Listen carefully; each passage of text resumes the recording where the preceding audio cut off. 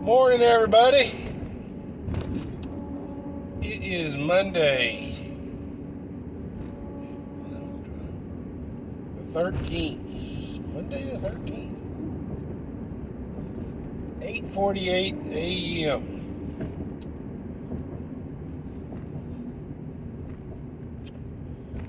I want to talk a little bit about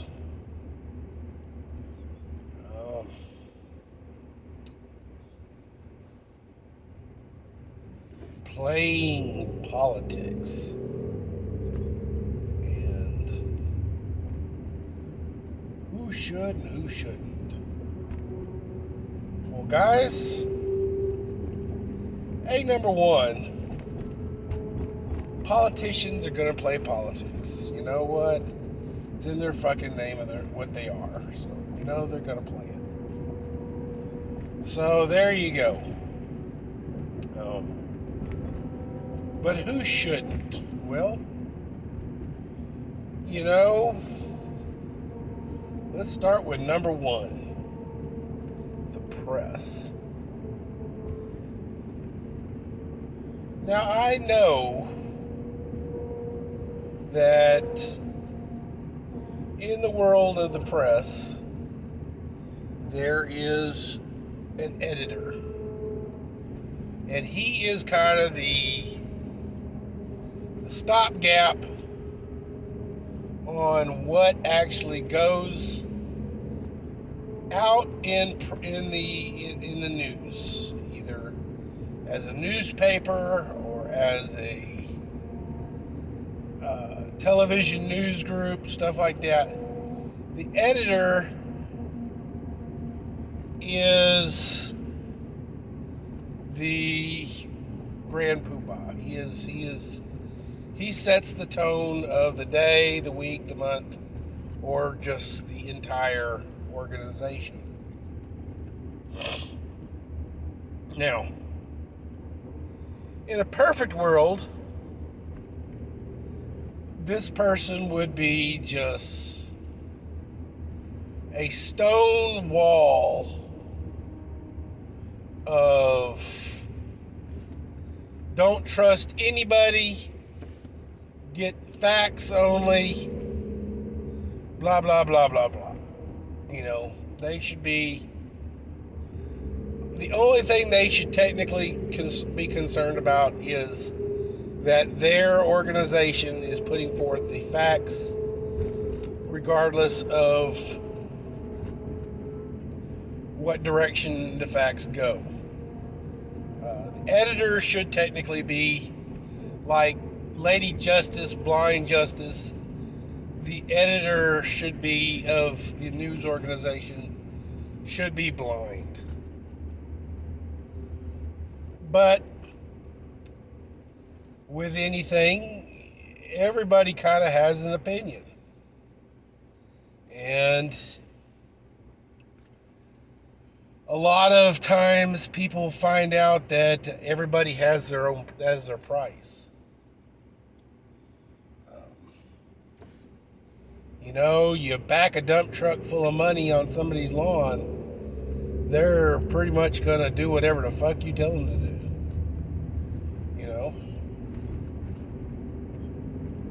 I ain't going to lie, I'm a bitch that way,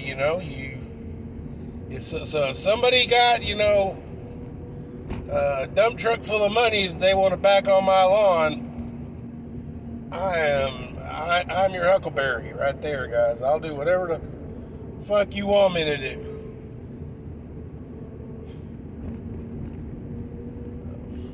But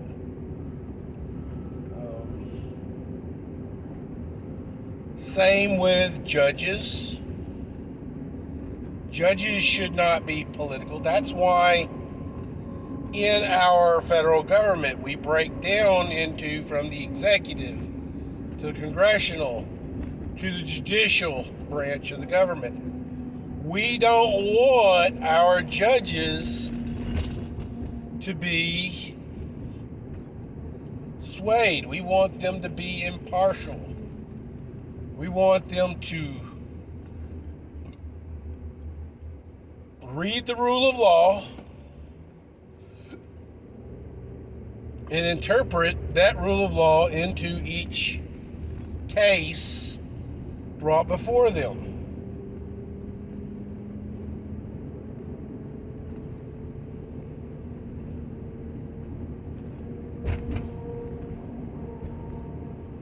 You know?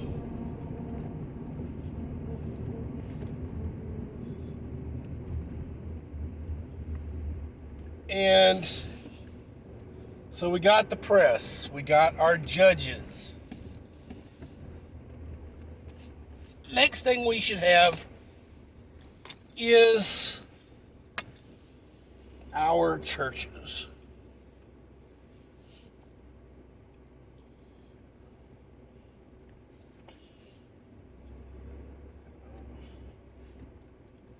You know,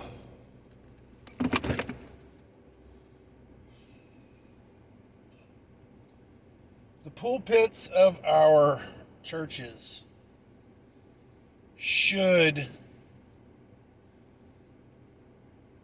or must not be political pulpits. They need to be places of worship.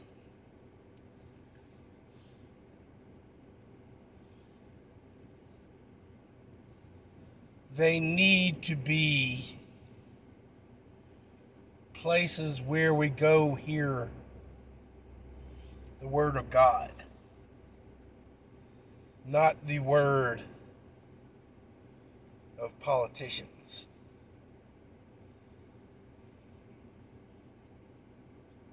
Not the word of social media, of the latest movement of a demographic of America.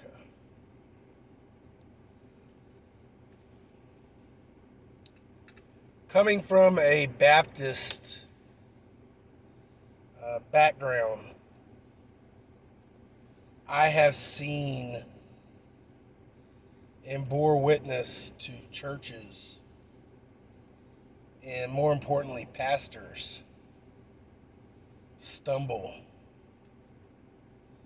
fall, and because whatever fall is against the code of that particular church denomination, they have to leave the church. A Baptist pastor cannot remarry. So if his first marriage falls apart from no direct problem of his own, say it was a mutual, thing, if he wants to remain a pastor, he has to stay single. He can't find a helpmate anymore. It's pretty crazy. But guys, we've got churches out there scaring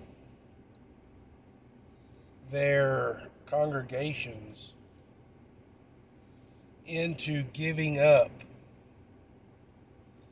their means of defense against the world.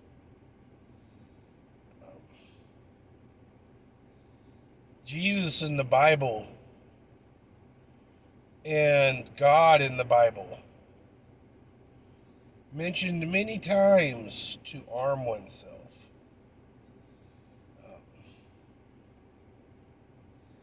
Jesus himself told his disciples, if you don't have a sword, sell your cloak to buy a sword.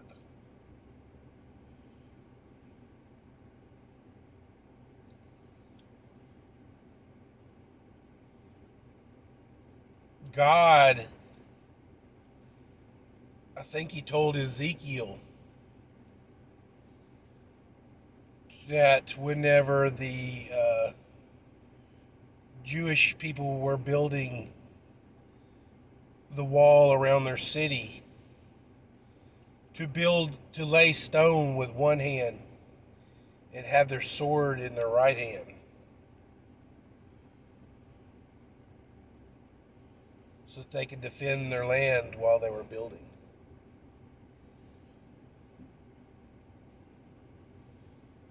David, the legendary David, who slew Goliath, had his weapon on him.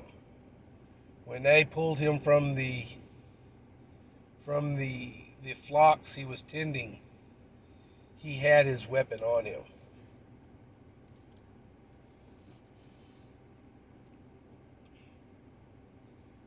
Ladies and gentlemen of the jury, weapons confiscation, weapons buybacks, weapons control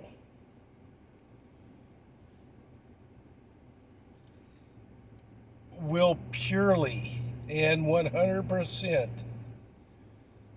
only affect law-abiding citizens. Chicago and New York are prime examples of this. Chicago, if you even smell like a gun, it's illegal. And yet, gun crime is so pronounced.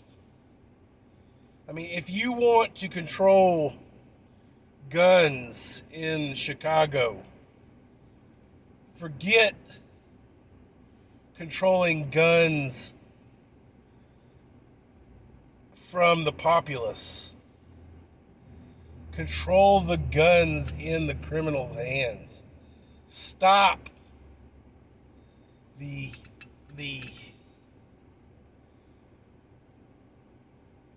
black market sale and marketing of weapons in Chicago. But see, you can't. You can't stop that. Why can't you stop it, Big Daddy? For the same reason that when Prohibition kicked in and it was illegal to sell and drink spirituous beverages, it was almost easier to get spirituous beverages than it was before Prohibition. You just had to go do it somewhere else other than, the store down the street or the bar down the street. The bar down the street moved to a speakeasy 2 blocks down.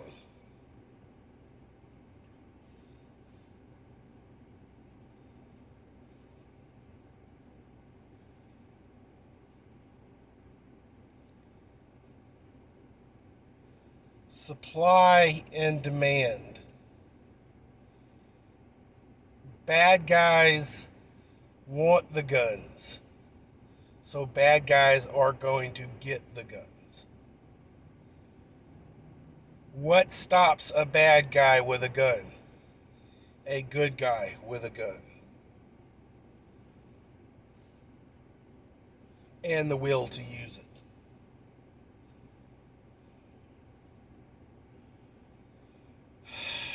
Ladies and gentlemen,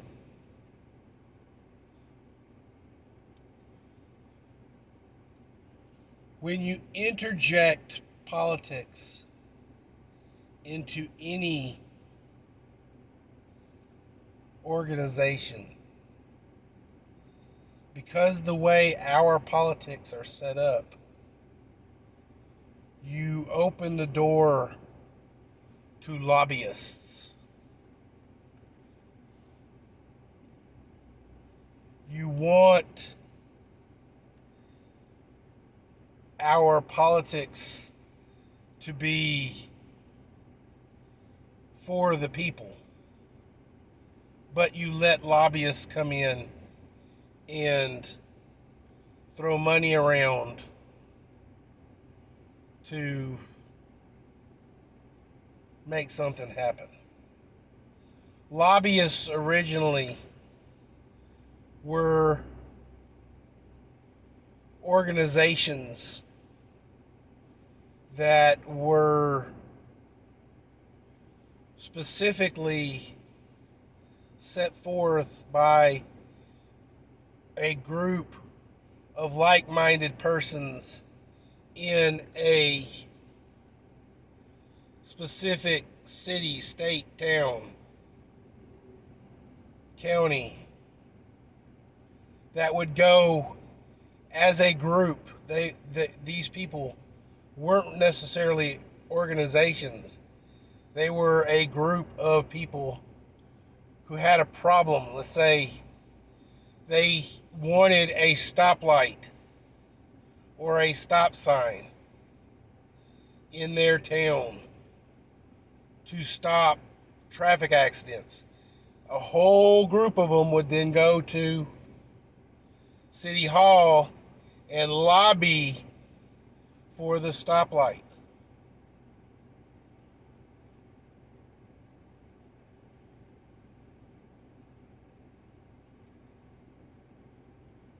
On a federal level, lobbyists are almost corporations. The NRA lobbies for our gun rights.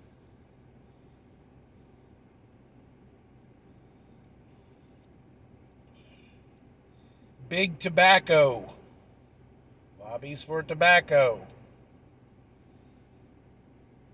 Big Pharma lobbies for pharmaceuticals and to keep insurance rates, however they are.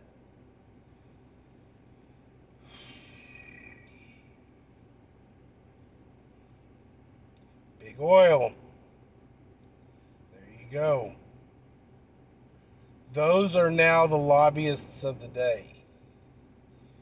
A simple person can only lobby individually on a city, town, county board. And 9 times out of 10, unless they just become the biggest pests in the world, or come in with attorneys citing precedences in the past, will they typically get anything moved? Or, more importantly, come in with a steaming pile of cash. Will they actually listen to it?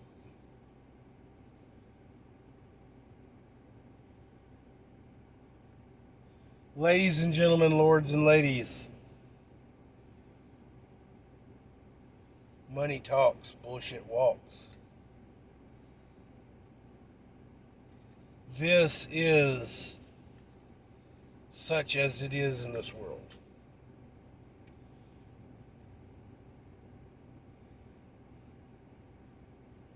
You grease the palms to silence the squeaky wheel.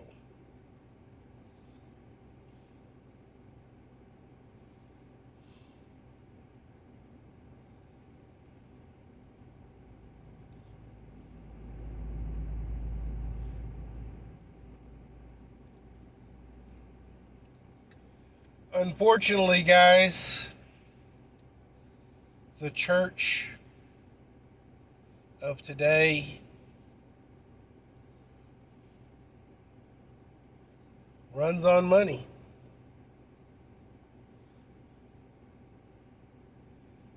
And you think, okay,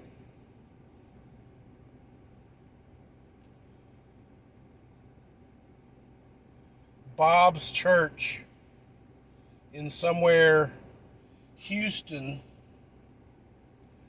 has, say, 2,000 members. They love their little Bob's church. And they give their money to Bob's church. And Bob's church, in turn, takes that money and gives it to missions and other organizations that spread the gospel of Bob's church. But let's say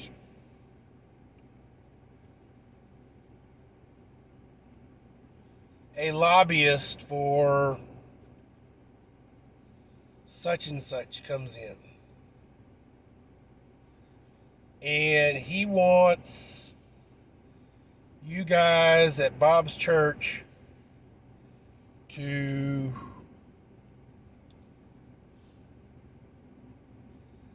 make everybody do something. And it's not a big deal. Let's say he wants everybody to wear a bracelet on their left wrist. A silver bracelet and stuff like that. So the church says, oh, okay.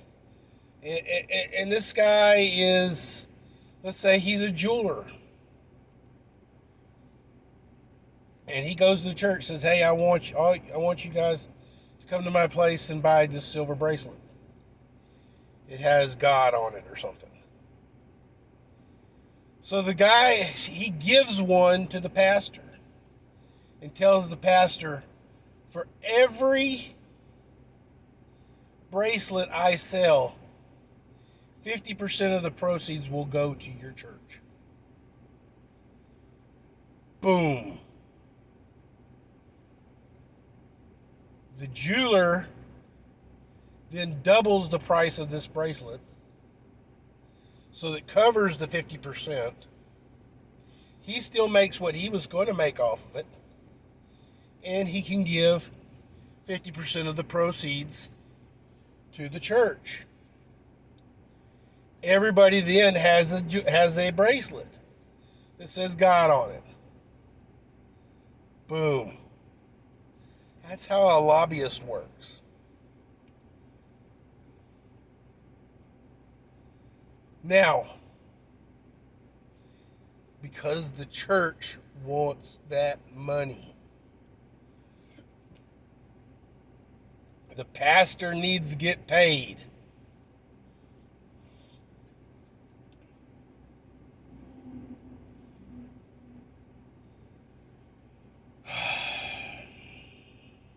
Let's go, Brandon.